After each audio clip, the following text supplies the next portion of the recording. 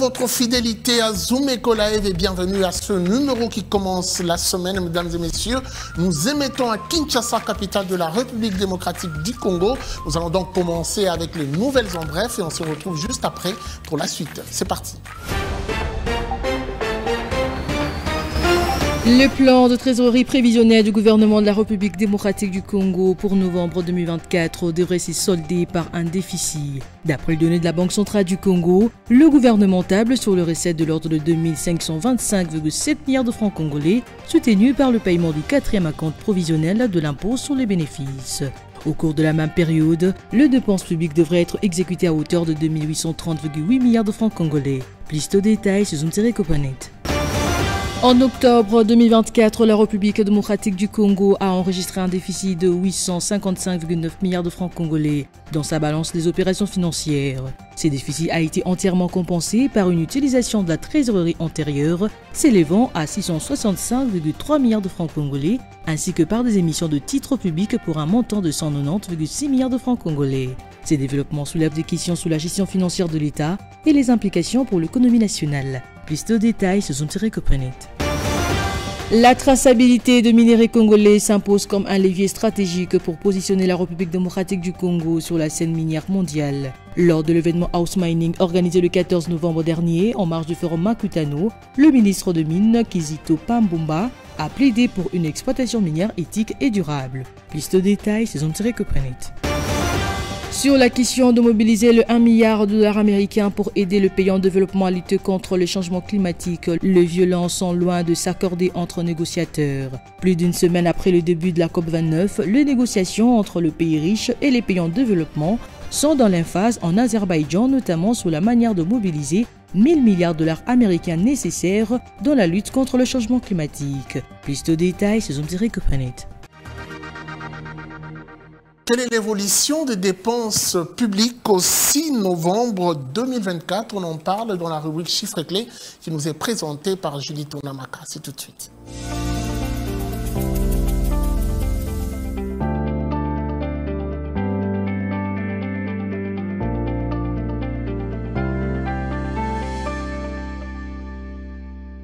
Julie Tounamaka, bienvenue.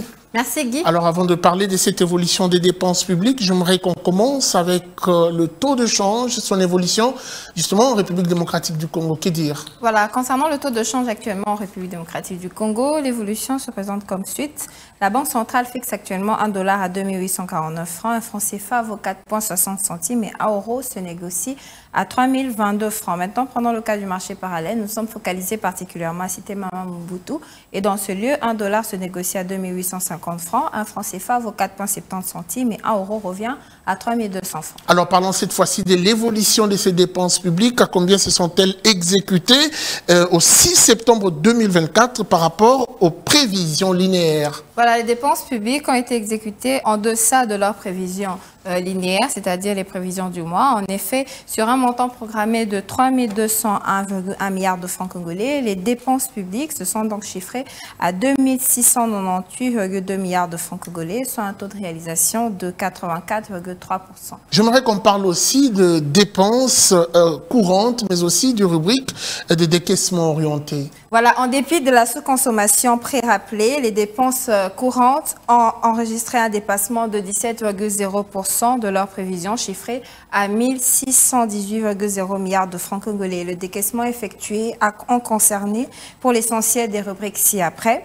Le salaire des agents et fonctionnaires de l'État qui a coûté 729,7 milliards de francs congolais, les frais de fonctionnement des institutions et ministères, 567,4 milliards de francs congolais, ainsi que les subventions qui ont coûté 387,3 milliards de francs congolais.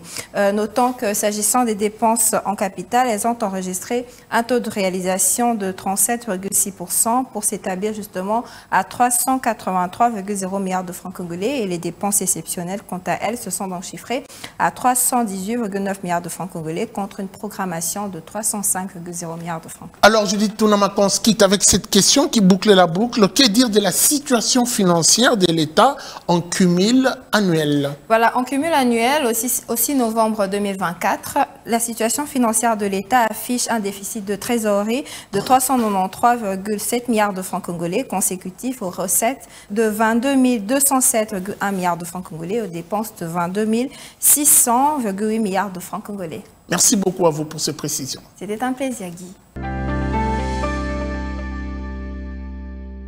En prélude de la conférence de gouverneurs qui se tiendra au Lualaba, Zoom Eco Live a prévu un focus sur la province du Lualaba. Nous allons donc vous donner des précisions sur ce budget de la province. On parle de ce budget du plan quinquennal, mais aussi de grandes actions prioritaires. Nous recevons pour vous Gardi Diana, qui sera avec nous tout de suite après ceci.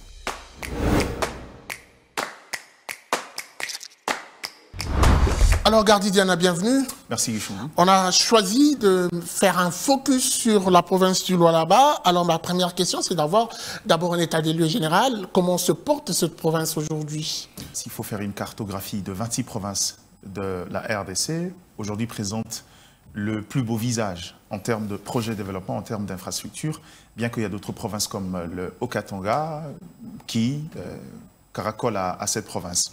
Dans le fond, c'est une province qui évolue très bien, contrairement aux prédictions de départ, parce que nous savons tous que depuis le départ, avec le conflit qu'il y a eu à la tête de cette province, notamment Richard Mouyej et Fifi Masuka actuel, qui était intérimaire et élu par la suite, on s'est posé beaucoup de questions sur cette province assez riche, qui a la particularité l'une des plus belles matières de la RDC, qui est le cobalt.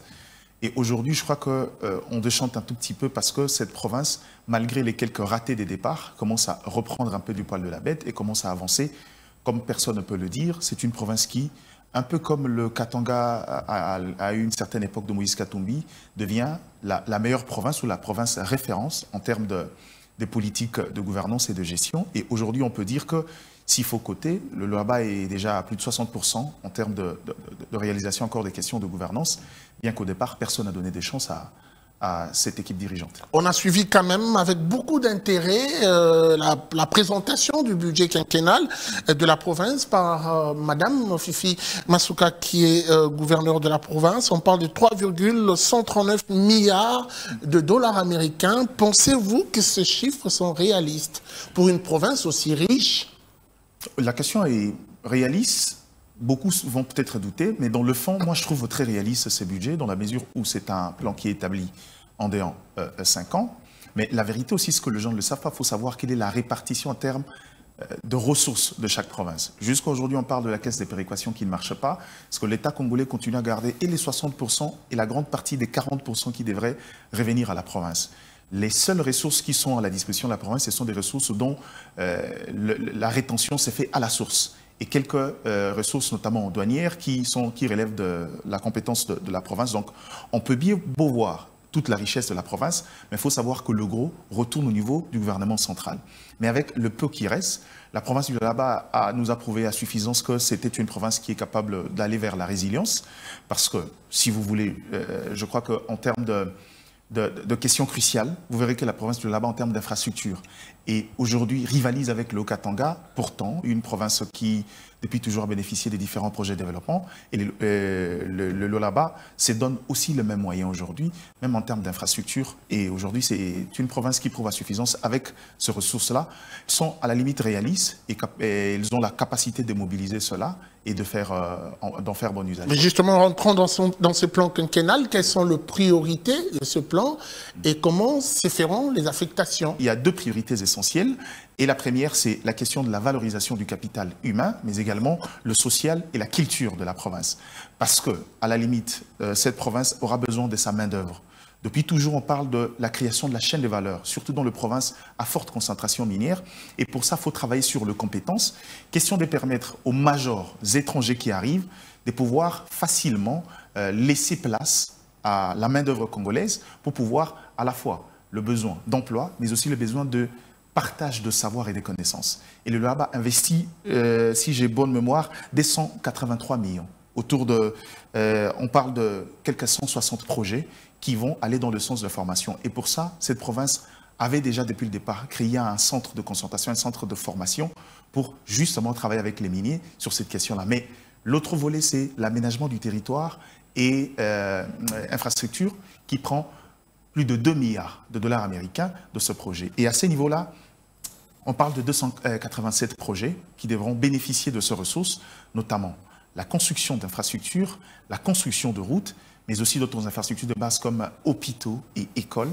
Et pour moi, je crois que ce sont les deux éléments qui rentrent en ligne des murs du vrai besoin de cette province. Et pourquoi ça donne l'impression que le Lualaba ne commence qu'avec Fifi Masuka? D'abord, parce que ce n'est pas elle qui a hérité de cette province après le démembrement, mais au-delà de ça, il y a eu quelqu'un avant qui a aussi posé les bases, Richard Mouyège. On ne le mettra pas de côté, mais le gros du travail est venu avec Fifi Masuka parce que est-ce qu'on parlera un peu comme le docteur Silas parle du leadership au féminin? D'abord, les gens ne le savent pas, elle est économiste de formation, contrairement à son prédécesseur. Et au-delà de ça, c'est une femme qui sait connaître et juguler sur les priorités d'une certaine province. Et aujourd'hui, on a l'impression que la province est mise en lumière, mais aussi parce qu'elle a touché sur le projet impact direct et visible. Au-delà de construire l'aérodrome, au-delà de construire certaines infrastructures de base, on est dans les vrais projets qui permettent à ce que la population de la baie puisse vivre effectivement le quelques changements qui peuvent survenir de ces questions-là. C'est ça l'essentiel. Est-ce qu'aujourd'hui, on peut se permettre de dire que la province du Lualaba est le modèle type pour assurer le décollage des autres provinces, à calquer pour les autres? Je crois jusqu'à preuve du contraire, Kinshasa devrait donner l'exemple jusqu'à là rien d'école. Et je pense que là-bas, je sais que le Kinshasa n'a peut-être pas les mêmes ressources que le Lualaba, mais Kinshasa bénéficie quand même d'une implication directe du gouvernement central. Et je pense que Kinshasa devrait faire mieux, même si elle n'a pas, en tant que ville-province, les mêmes ressources que le Lualaba. Mais aujourd'hui, on ne va pas se voiler la face. Le Katanga commence à tout petit peu perdre sa place de fille aînée encore de modèle de gouvernance en termes de province. Et donc la capitale économique, actuellement, commence petit à petit à se muter vers la province du Lualaba, qui aujourd'hui, par les politiques d'extension, par les politiques de développement, mais aussi dans l'intelligence dans l'engagement, parce qu'il ne faut pas oublier que le Lualaba, avant d'aller dans ce projet d'aménagement des territoires, a d'abord travaillé avec des partenaires, l'AFD, qui, si j'ai bonne mémoire, en juin 2023, a travaillé avec un projet financé à hauteur de 1 million d'euros pour préparer les différents acteurs de la territoriale à des nouveaux mécanismes d'aménagement, mais également d'évolution territoriale. Merci beaucoup, Gardi Diana. C'est à moi de vous remercier. Allez, après lui, nous allons prendre cette fois-ci un invité. Il s'appelle Fierté Dinanga. Avec lui, nous allons parler de la révision de la Constitution. Est-ce un préalable? Quelle est l'opportunité? Est-ce que la RDC en a besoin? Que dit la population, mais aussi la société civile? Il sera avec nous tout de suite après ceci suivi. Fierté Dinanga, bienvenue. Merci. Alors, on va quand même circonscrire le cadre en expliquant très clairement ce qui constitue aujourd'hui la priorité pour certains de politiques, notamment le président de la République qui ne sait pas voiler la face à la lumière du jour et même à visage découvert. Le chef de l'État, à 2 reprises, a souligné avec un stylo rouge qu'il faut à tout prix réviser la Constitution, ce qui est considéré par certains autres Congolais comme une pilule amère. Alors ma question, pensez-vous que c'est le moment et c'est idéal et opportun? Ici, est de préciser que la Constitution est une volonté de vivre ensemble tout un peuple. Quand on l'appelle une loi référendaire, ça veut dire que si, dans la normalité, cette Constitution avait interrogé le peuple, ça veut dire que le même peuple peut constater 2 choses qui ne marchent pas avec l'avis des citoyens et proposer le questionnement du référendum pour sa révision. Ça, c'est une paire de manches. La deuxième paire de manches... Malheureusement, ce n'est pas le peuple qui a proposé sa révision. J'en arrive. Je reste dans votre logique. J'en arrive. Oui. Le peuple n'a pas proposé sa révision. Pourquoi? Parce que, d'entrée des jeux, si on interroge l'histoire, cette constitution n'était pas émanante du peuple. C'était une constitution des belligérants, une constitution conçue, taillée sur mesure pour les intérêts des multinationales. Ça, il faut bien le retenir. Et qu'elle nous a été imposée. Dans la révision a toujours fait objet d'objections de la part de l'opposition. J'en arrive. Qui aujourd'hui se retrouve au pouvoir. Dans l'idée de cette constitution, il y a eu des articles verrouillés.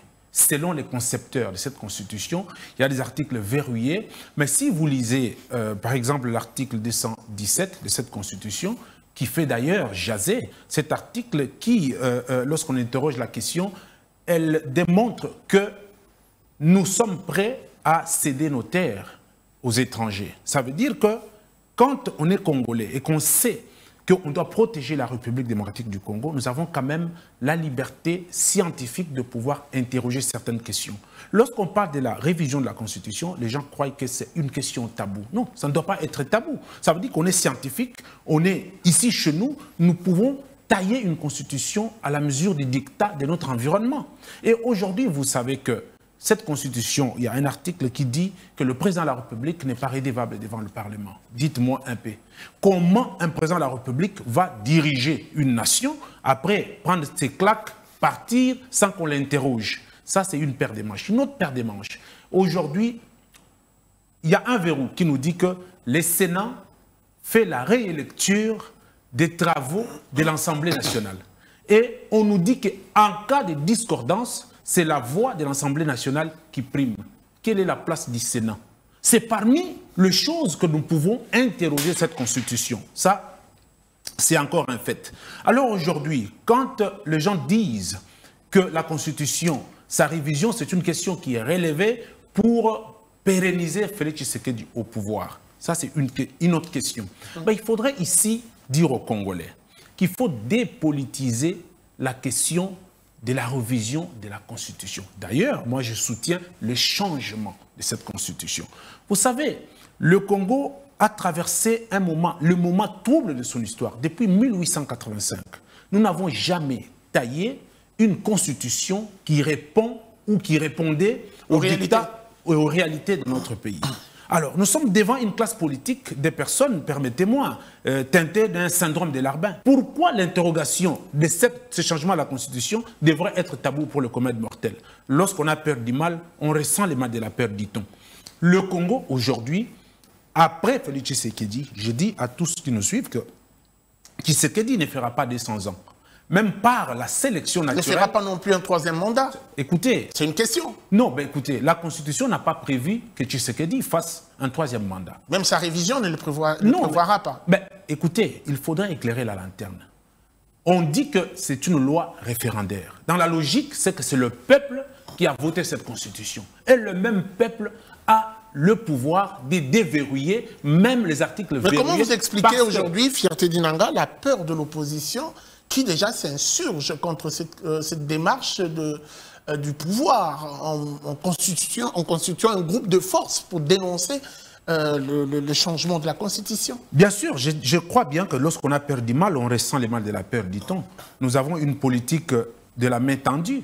La classe politique congolaise n'a pas de leçons à donner aux générations montantes. Les enfants qui ont aujourd'hui 2 ans, 3 ans, je ne sais pas s'ils ont quelle leçon de recevoir à la classe politique congolaise, où on pense que pour devenir autorité ici chez nous, il faut passer par le Rwanda, il faut passer par la Belgique, il faut passer par les États-Unis. Mais écoutez, nous sommes un État indépendant, un État autonome. Et si c'est dans les dires, mais dans les faits, nous devons une fois confirmer que nous sommes indépendants, c'est par le retraçage de l'histoire de la République démocratique du Congo à travers une constitution qui est la nôtre. Et puis, pour les dire, il y avait une loi, l'article dans cette constitution qui disait que les sols et les sous-sols appartenaient à l'État, c'est la loi Bakajika. Mais dans cette constitution actuelle, cet aspect des choses a été élagué. C'est pourquoi? C'est pour nous défaire de notre pouvoir de ce sol et des sous-sols. Alors, si ce sont des éléments qui interrogent ce changement... Le peuple d'abord. Si le peuple n'est pas d'accord, pourquoi faire un forcing? Mais écoutez, jusqu'à présent, Tshisekedi ne fait pas le forcing. Il est en train de donner à réfléchir au peuple congolais. Dans ses discours, on a entendu dire que le pays était en danger. Et il a spécifié que c'est la seule personne mieux placée à comprendre que le pays est en danger. Dans le même discours, il a évoqué un aspect important. Il a dit, je paraphrase, « Personne ne pourra m'empêcher ». C'est que d'ailleurs, l'opposition a considéré comme une menace votre réaction. Personne ne pourra empêcher à Félix Tshisekedi de le faire. En tant que garant de la nation. Il faut être intelligent. Tshisekedi est une institution.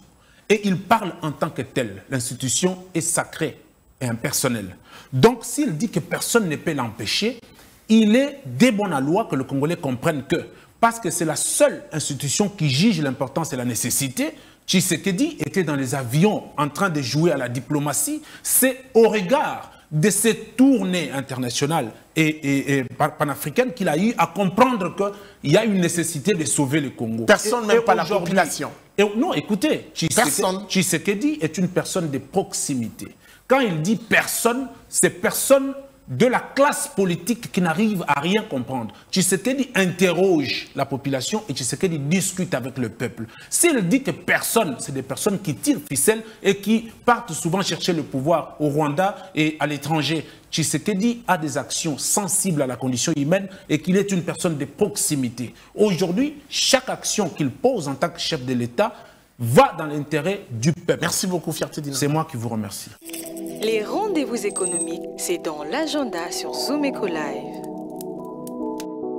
Abonnez-vous sur notre chaîne YouTube. Zoom Eco Live, la référence de l'actualité économique en RDC. Et puis prenons cette fois-ci le rendez-vous qui vont jalonner la semaine en République démocratique du Congo, essentiellement le rendez-vous économique. Nous allons donc prendre l'agenda qui nous est présenté par Ada Sagras.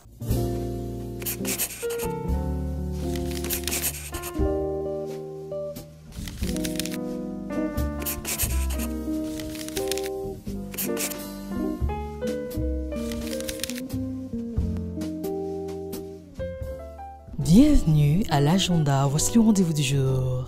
La nouvelle session de formation en audit interne, contrôle et management de qualité a débuté ce lundi 18 novembre à Kinshasa de 14h à 15h et cela va durer pendant un mois. À présent, rappelons que la Fédération des entreprises du Congo au Katanga a débuté ce lundi 18 novembre 2024 une conférence sur les hydrocarbures qui va se clôturer le mardi 19 novembre prochain au Pullman Grand Caravia. Avant de finir, signalons l'événement spécial Café des entrepreneurs et des affaires numérisées qui est prévu à Kinshasa du 23 au 24 novembre. Et pour finir, la première édition du Salon de l'étudiante entrepreneur congolaise s'y tiendra à Lubumbashi du 5 au 6 décembre prochain et abordera le thème ci-après « Valorisons nos richesses, préserver nos terres ». Merci de nous avoir suivis. Au revoir.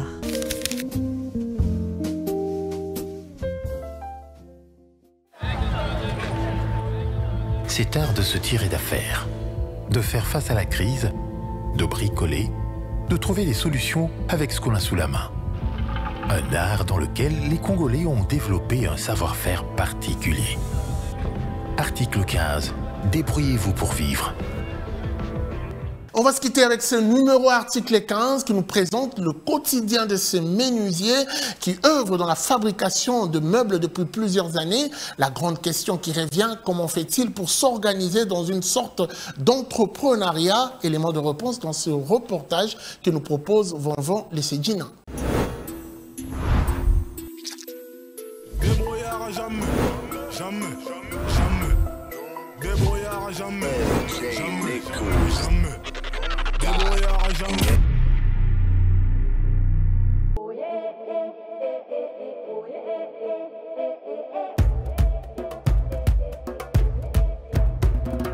Dans ça, la menuiserie aluminium. Menuiserie aluminium, on a ces étagères et il y a des supermarchés. Ça pour nous chaba bidon huile, ko chaba milk, donc ko chaba blanc au moins miké dans le mayonnaise, donc blanc belé qui au série qui va rocha na supermarché. Mais à part ça, tout ça la blanc ko ebelé. Cloisonnement, ba carbone, ba vitre, donc ba porte, ba fenêtre, ba aluminium au monde nous la beauté nda ko biso tout ça là.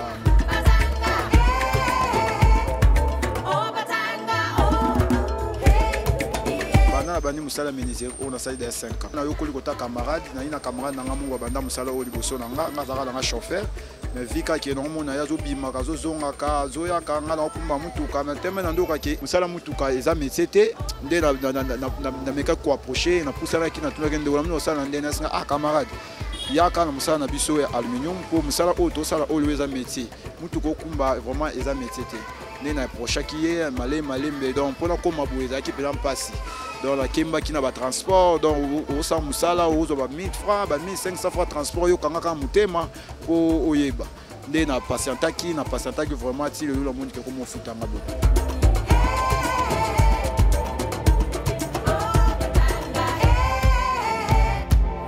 va permettre vraiment la besoin d'engager. Malgré que moi, la difficulté vraiment est en raté dans la misala, mais il permet de rappeler mon besoin d'engager. Seulement pour ça, moi besoin au sali. Mais il dépend de qui n'a pas marché. Pour tous les marché, son marché continue. Des fois, le marché est atteint, son marché non ça au Sicile, na vendre du sous na kina télé na vendre. Pour biso tout dépendra na ba tout ça na ba chinois. Mais vu que ba chinois ça fait moins kilo, bango va voir marché, moi na foot moi là moi miki net c'est débarrasser na biso na bango, to vendre ka il suffit ka na usine na bango to vendre ba mettre le sous sous auto travailler ba architecte ba ko marché a robenga au peu boyer, au travailler au biki moi na 100 francs de ça.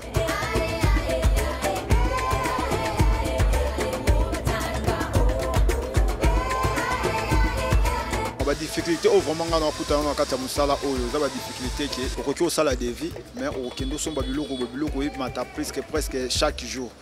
Donc la difficulté vraiment ça pour na bongo maré que boso ba obaso ça musala on doit betela ka biso ke et qui perso seulement devis no tellement 1000 oko ça fait moi boulot botika tellement na moi 500 moi 400 mais na époque na biso oyo comme ko ça pour moi devis moi 1000 mo sali moi se retrouver ça sur la 100 on se retrouve sur 80 tout ça 50 vie que na mutu nga mongote na ko sanga mongote na ko zape ba collègue be lève tout ça na bango to to simbi to kabone mo mke do vie ba difficulté on kuta na vraiment moi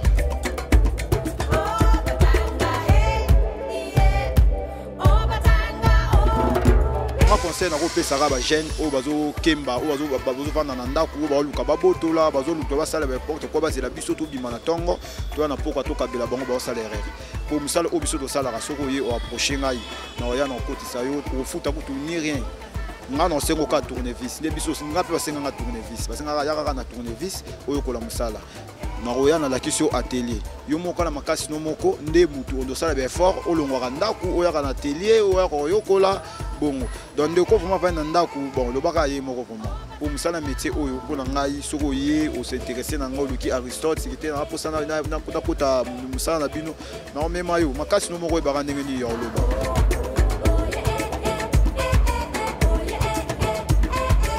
Le gouvernement congolais a aidé Bissoté. Il a aidé Bissoté pour parce que on des chantiers par exemple à 4 niveaux, 5 niveaux, après ça aux Chinois. Soit après ça aux Chinois, par exemple, les Chinois, c'est les défis, ça c'est 1 million. Mais 1 million, on a 4 Chinois, les Chinois, ça, salati. Mais Congolais, on peut se faire confiance pour dire qu'il y a des Syriens, des Bakiaza, des Syriens. Donc on peut se marcher, on a. Biso comme tu fabriquer dans l'atelier, biso peut comme tu opposé. Mais quand fabriquer dans l'atelier, biso par exemple, les gens qui na fin du mois. Et ça, par exemple, il faut $100. On ça $100 $, mais à la fin du mois, on a $100. Transport, on a 2000 francs. Et on a un gouvernement congolais, à la paix, biso, pénangam, na biso. Ba matière oyo, ba chinois, moutou, bazo ya nango. Ba nango ba dépôt, mais quand on a mboka Congo, peut to na bat oyo, ba zape na ba moyen, au peut ba ko sala biso pe ba compagnie oyo, et ba produit on peut di bande ou ta Chine, ba zo tia biso moko ba congolais. Tozo salaka. Vu que to ça na ba chinois, to se retrouver, to batala pe ngam na biso pe ba na mboka. Batapenga na sope bana mboka toko ya boza na chantier mon pe était ana associé na approcher na congolais o approcher nga pe na zupe mbongo wana pe na bani pe musala na CDC o etika la pe na aider pe bande la sope ba no aider étranger ti no aider pe ka biso ba congolais pour mboko ya évoluer.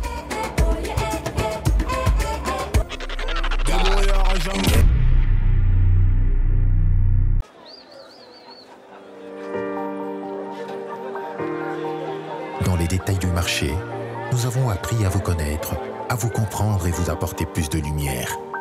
Désormais, avec vous, c'est parti pour un voyage de rêve vers une destination meilleure.